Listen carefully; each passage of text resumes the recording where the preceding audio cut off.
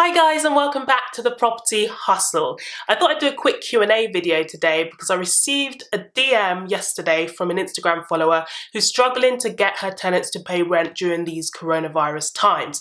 So I thought I'd do a quick video, talk to you about some top tips and procedures that I'm following with my own tenants in the hope it might help some of you guys out there. So yeah, if you'd like this video, be sure to give it a thumbs up. Leave your comments down below, and if you're new to the channel, I do talk about all things property, so be sure to click that subscribe button and click the bell icon as well so you can get notifications every time I post. The question I received from a fellow landlord on Instagram went as follows.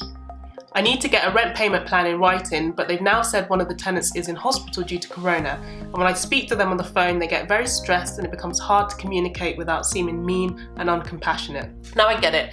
As landlords during these times, our concern is maintaining cash flow in our property businesses, but I think the main thing we should be thinking about is keeping the lines of communication open with our tenants.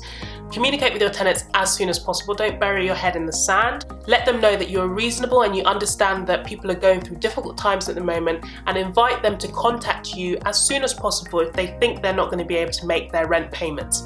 Now, I prefer to keep all my communication in writing because I've been burnt in the past where I've communicated to a tenant over the phone. I thought something was agreed and then the tenant turned around later and said, no, we didn't agree to it, and I didn't have any physical evidence. So always keep your communication in writing.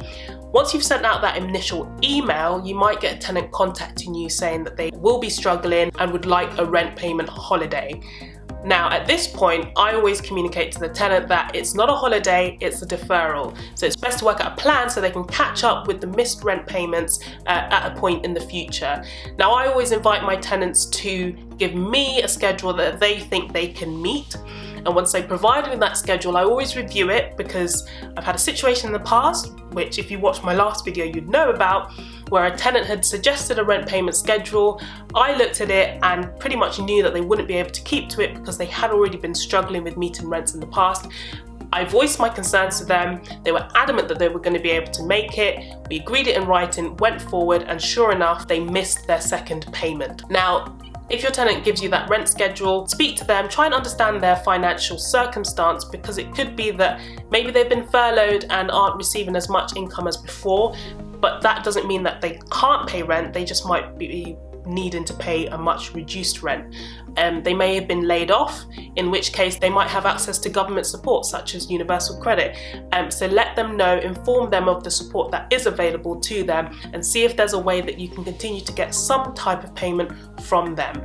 Now, once you've got that payment plan in place, I'd always advise to be flexible, because a tenant could sign an agreement today and their circumstances could change tomorrow. Like, we are living in very uncertain times, so be prepared to be flexible with any schedule that you put in place, because circumstances could change and that tenant might need to revise the payment plan that they put in place with you. That's it for my kind of top tips and procedures to follow to try and collect rent from tenants during these difficult times.